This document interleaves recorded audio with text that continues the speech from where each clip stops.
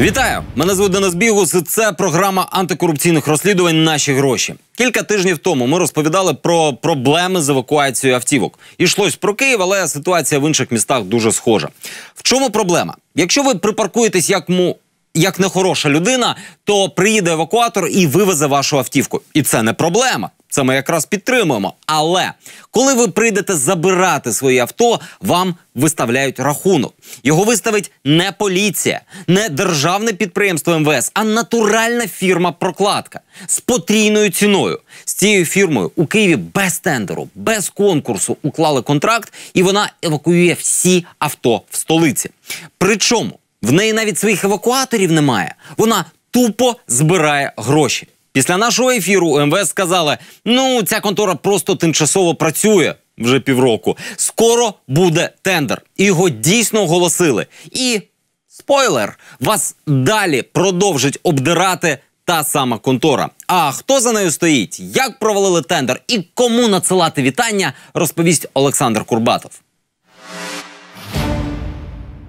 Ви не там припаркували свою автівку, потрапили у ДТП, чи вас запідозрили у нетверезому кермуванні – усе це є приводом евакуювати вашу автівку на штрафмайданчик. Навіть якщо потім з'ясується, що ви були невинуваті. Щоб повернути автівку, вам доведеться заплатити за поліцейський евакуатор. Втричі дорожче, ніж за ринковими розцінками. Принаймні, так у Києві. 1500 гривен. Сколько вам? 1500, да? За... 1,5 и плюс еще 140 гривен за сохранение якобы автомобиля. 1500 – велика автівка? Та ні, за мотоцикл взяв. А за мотоцикл 1500? Ці гроші за примусову евакуацію у столиці йдуть на рахунки однієї компанії – Вейпестейр. У неї немає власних евакуаторів, але є тимчасова угода із держпідприємством МВС. Кожен такий рахунок від Вейпестейр – це фактично купюра на 1500 гривень. За півроку фірма-пустишка зібрала біля 4000 таких купюр. Тобто за 6 місяців майже 6 мільйонів гривень. Тимчасова угода мала діяти всього 2 місяці, але діє вже півроку. І от у серпні усе мало змінитися. Нарешті перевізника мало обрати не через кулуарні домовленості, а на конкурсі. Ми йдемо на конкурс у київську філію держпідприємства МВС не просто так, а із дозволом від їхнього центрального офісу. Добрый день, это информресурсы. Смотрите, завтра на Дегтяревской 15Б на 12 часов дня. Добре. Сможете подъехать. Але у день конкурсу в київській філії нам просто не відчиняють ворота. Через це не пускають і водіїв, які прийшли за квитанціями. Значить, прийде зараз людина, вас забере. Добре, дякую. Подошел к воротам, нужно квитанцию у вас получить. Сейчас вам заберу. Спасибо. Добрый день. А как зайти заплатить за машину, чтобы забрать? Вже черга ціла людей намагається пройти. Це скільки нас вже? Нас вже 1, 2, 3, 4, 5. Ворота лишаються замкненими понад півгодини. Коли вони відчиняються, кілька працівників держпідприємства намагаються не впустити знімальну групу на конкурс. А ми всі в інформресурс. На якому основанні? На якому основанні? Доброго дня. На основанні того, що центральний офіс повідомив, що у вас сьогодні проходить конкурс і дозволив нам бути присутніми. Центральный офис не отзванивался. Центральний офіс. А ви хто взагалі? До конкурсу лічені хвилини, а конкурсантів ще нема. Чому? Відповідь у цій газеті. ДП МВС вже кілька разів так старанно проводило чесний конкурс, що оголошення про нього розміщувало лише у газеті «Голос України». Це надійний спосіб зробити так, щоб про конкурс ніхто не дізнався. Якби в самому підприємстві нам не надали відскановане оголошення, ми б потрібний номер не знайшли б. Ось розділ оголошень. Інформація про конкурс від ДП «Інформресурси» розміром з монету у 5 копійок розміщена між оголошеннями про викрадений паспорт і якогось сільськогосподарського товариства з Чернігівської області. Взагалі-то держструктури для закупівлі товарів і послуг давно використовують електронну систему «Прозоро». Там і конкуренція, і шансів, що побачать оголошення, набагато більше. Але ДП «Інформресурси» вирішили скористатися дідівським методом. Співпрацювати з тим же Прозоро, я намагався з ними. Вони у мене витребували масу документів, попросили підписати договір з ними, для того, щоб розміщувати оголошення і так далі. Насправді досить дивна позиція державного підприємства, тому що сьогодні для того, щоб зареєструватися і почати оголошувати тендери, потрібно зробити досить елементарний крок – авторизуватися на одному з майданчиків. Оголошення виключно через друковані видання мають іншу природу, вважає координатор проєкту «Дозоро», який захищає учасників електронних тендерів від недобросовісної конкуренції. Це робиться для того, щоб приховати від якихось потенційного ринку дане оголошення. Це була вже 4-та спроба київської філії МВСівського ДП провести конкурс, заховавши дрібне оголошення про нього на шпальтах «Голосу України». Результат прогнозований. Ось і він.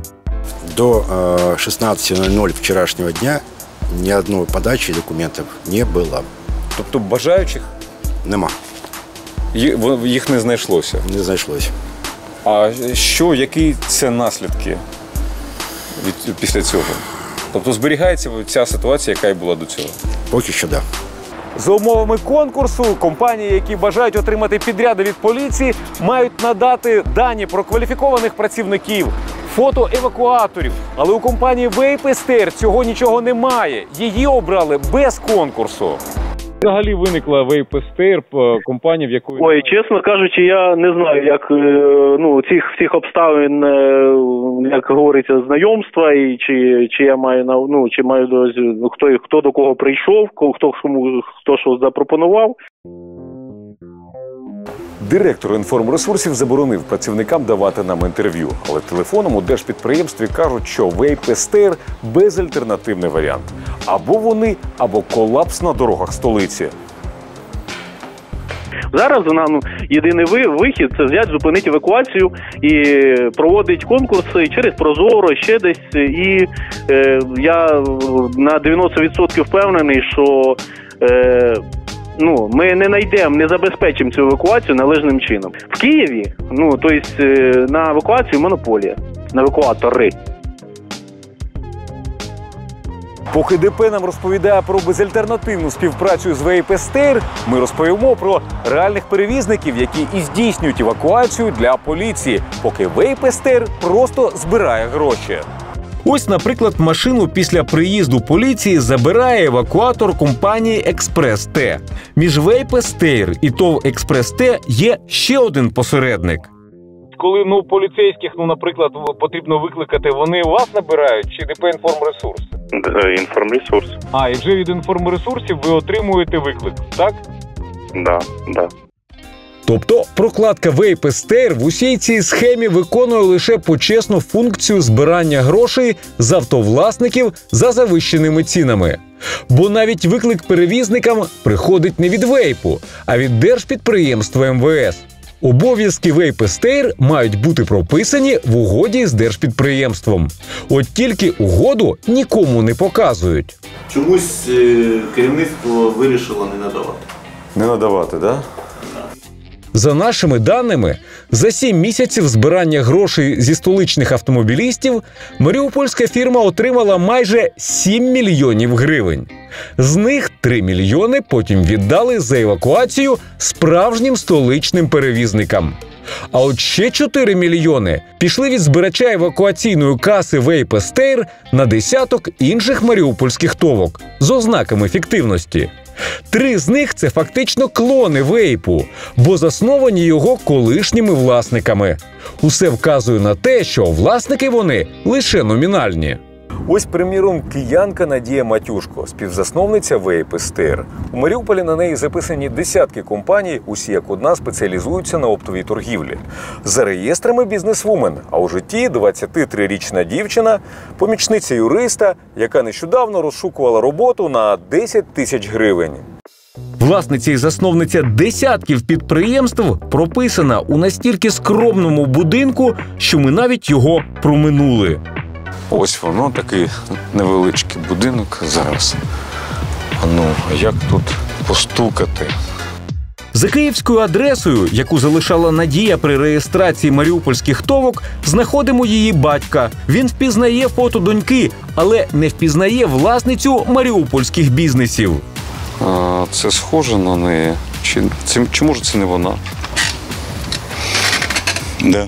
Да. Дивіться, вона є власницею досить великих компаній в Маріуполі. Ні. Нереально. Такого не може бути. Не може бути. Якщо вона була власницею. Я б їздив як мінімум хоча б на «Шевроле». Зараз я їжджу на велосипеді. Батько думає, що хтось скористався вкраденим у доньки паспортом. Решта компаній, на які із вейп-естери йдуть гроші, належать мешканцям окупованих територій. Усі мають під 100 видів діяльності, і основний теж не спеціалізована оптова торгівля. Типова схема конвертаційних центрів. Є ще один збіг. Усі компанії з Маріуполя. Це Донецька область. Директор держпідприємства МВС «Інформресурси», навколо якого крутиться схема, Юханан Альбертович Бабаєв, теж з Донецька. Звісно, це може бути збіг. Але чи не забагато таких збігів? В Україні нарешті обрали новий склад Центральної виборчої комісії. Для цього довелось підкоригувати закон і розширити кількість членів ЦВК. Усі бажаючі просто не влізали в цю рукавичку.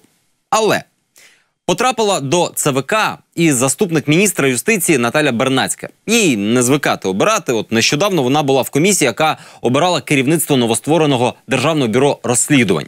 Данило Мокрик відвідував ці відбори і помітив дивну реакцію пані Наталі на одного з кандидатів.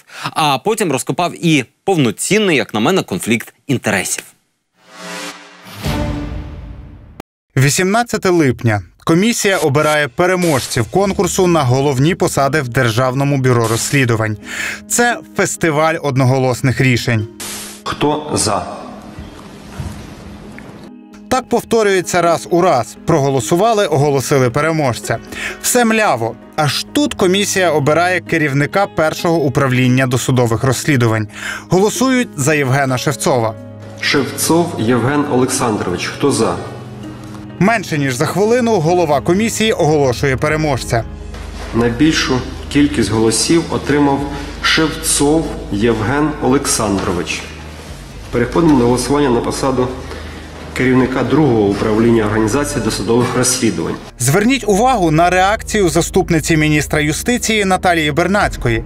Щойно Шевцова оголошують переможцем, вона блискавично піднімає телефон і починає щось швидко на ньому набирати. Ця активна реакція члена конкурсної комісії привернула нашу увагу. Ми почали шукати можливу причину і побачили, що у Наталії Бернацької під час цього голосування міг бути дуже реальний конфлікт інтересів, бо між сім'ями Бернацьких і Шевцових виявився чіткий фінансовий зв'язок.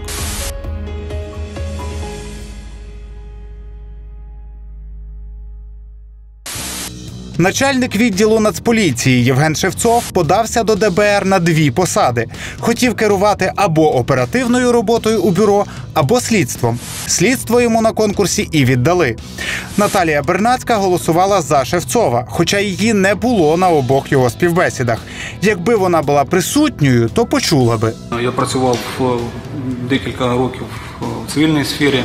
У 2016-2017 роках Євген Шевцов працював комерційним директором підприємства Leo Gaming Pay. Цим ніхто із членів комісії не поцікавився. А це підприємство тим часом, разом із самим Шевцовим, фігурує в серйозному кримінальному провадженні. Воно приведе нас прямо до чоловіка Наталії Бернацької. Є компанія Leo Gaming. Ми робили для них що? Так, ми робили юридичний аудит. Але спочатку про саме кримінальне провадження, яке не викликало запитань у конкурсної комісії ДБР. Давайте коротко і максимально просто. Leo Gaming Pay – це компанія, через яку ви можете платити за онлайн-ігри. Це офіційно. Також її пов'язують із онлайн-казино, але це вже неофіційно. Це бізнес Альони Шевцової, дружини Євгена Шевцова. Він, нагадаємо, працював у неї комерційним директором. І ось що цікаво. У вересні минулого року слідство запідозрило, що Альона Шевцова разом із Євгеном Шевцовим створили механізм легалізації доходів, одержаних злочинним шляхом. Коротше кажучи, відмивання грошей, які потім, за версією слідства, ще й виводили прямо у Російську Федерацію. Цю схему, нібито організовану Альоною і Євгеном Шевцовими, досі розслідують Нацполіція і Генпрокуратура. Але їх бізнес, схоже, почувається цілком непогано. От, наприклад, в англомовному виданні «Київпост» нещодавно надрукували рекламну статтю про успішний аудит компанії Leo Gaming Pay. Проведений юридичний аудит підтверджує високі стандарти господарської діяльності компанії та професійний підхід її команди, який ми застосовуємо в нашій щоденній роботі, зазначила Олена Шевцова, директор фінансової компанії Leo Gaming Pay. Цей успішний аудит – дуже корисна річ для підприємства і його керівників, які фігурують у кримінальному провадженні щодо масштабного відмивання коштів. І здійснювала цей корисний аудит для Leo Gaming Pay юридична компанія «Інтегрітес» Руслана Бернацького. Тобто, поки Євгена Шевцова обирала конкурсна комісія із Наталією Бернацькою, підприємству чоловіка Бернацької платило за послуги підприємство Шевцових.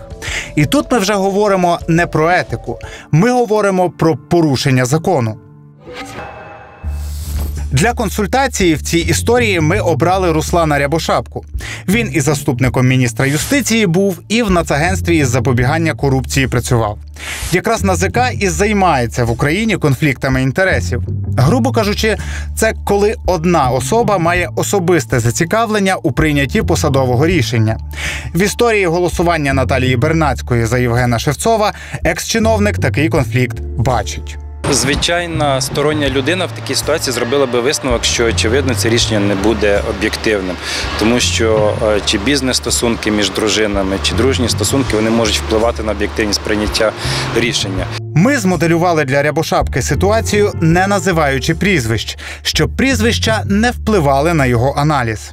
В цій ситуації член конкурсної комісії повинен був би прилюдно про це сказати перед членами конкурсної комісії. Ця заява повинна була б бути занесена у протокол засідання конкурсної комісії, і конкурсна комісія повинна була б прийняти рішення, чи голосувати, наприклад, цій людині, чи утриматися взагалі. Хоча правильно було б члену конкурсної комісії в такій ситуації утриматись.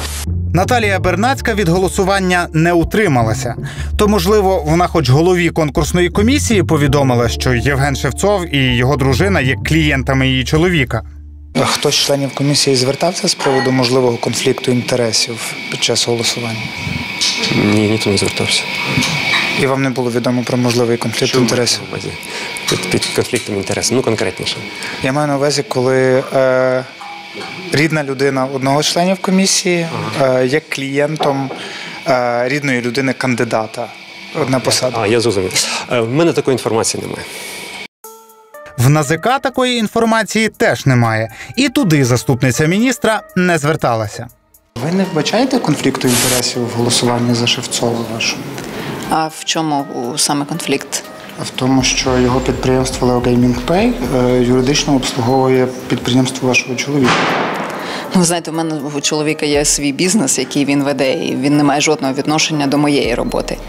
Ну так, але в законі про запобігання корупції написано, що навіть якщо є сумнів, навіть якщо є бодай сумнів у можливому конфлікті інтересів, посадовець має звернутися до НАЗК за роз'ясненням. Інакше це порушення закону і стаття 172 з позначкою 7 Адміністративного кодексу. До пояснення Наталії Бернацької ми ще повернемося. Зараз трохи детективної роботи.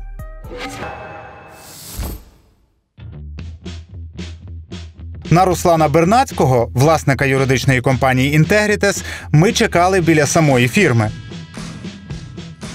Ні, ну можете зайти в офіс, що? Можемо? Пожалуйста. Давайте, ну я ж не знаю.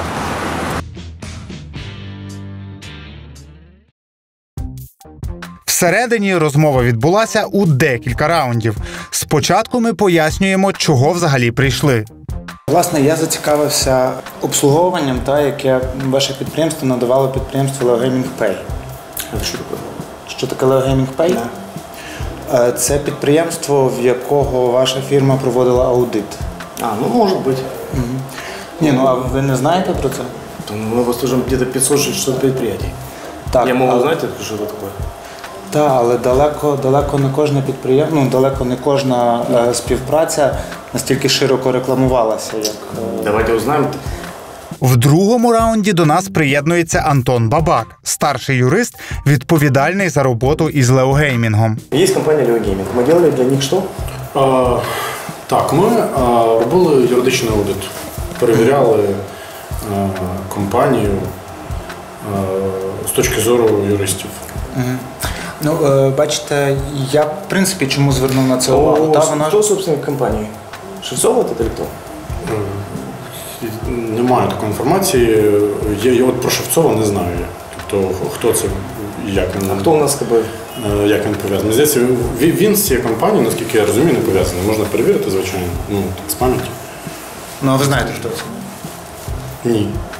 Зате тут ми дізнаємося, що співпраця між фірмою Бернацького і фірмою Шевцових почалася, цитата, десь на початку року. Якраз десь на початку року, у лютому, зовнішня комісія ДБР і оголосила конкурс, на який подав документи Євген Шевцов. Але у фінальному раунді нашої розмови Руслан Бернацький лише розводить руками. Тобто ви хочете сказати просто, що ви не знали про Leo Gaming Pay? Що таке не знали? Ми супроводжували. Ні, я маю на увазі ви особисто. Особисто я ні. Наталія Бернацька із посмішкою на обличчі запевнила, що теж нічого не знала. Навіть якщо є сумнів, ви мали би звернутися до них. Ну, знаєте, я, по-перше, про це перший раз чую, що в нього є якесь підприємство, яке обслуговується моїм чоловіком, тому... Шевцова? Да. Ну, Leo Gaming Pay, те, що з його дружиною Альоною Дегрік. Ну, ви знаєте, що мого чоловіка це не його приватне, а самого компанії. В нього там є 10 партнерів, є офіси по всьому світу, і в Лондоні, і в Казахстані. І я не знаю про всю роботу, яку він веде безпосередньо, як вона пересікається зі мною. Тобто конфлікту інтересів ви не бачите? Ну, на мою думку, конфлікт інтересів, відповідно до закону, повинен мати якийсь приватний інтерес безпосередньо. Тут я не бачу жодного питання до мене, тому що, на жаль, я в перший раз про це від вас сьогодні чую. Чи це можливо? Ну, теоретично так. Хоча Альона Шевцова-Дегрік дружить із Наталією Бернацькою в соцмережах і ставить їй вподобайки. І Руслан Бернацький також із Шевцовою дружить.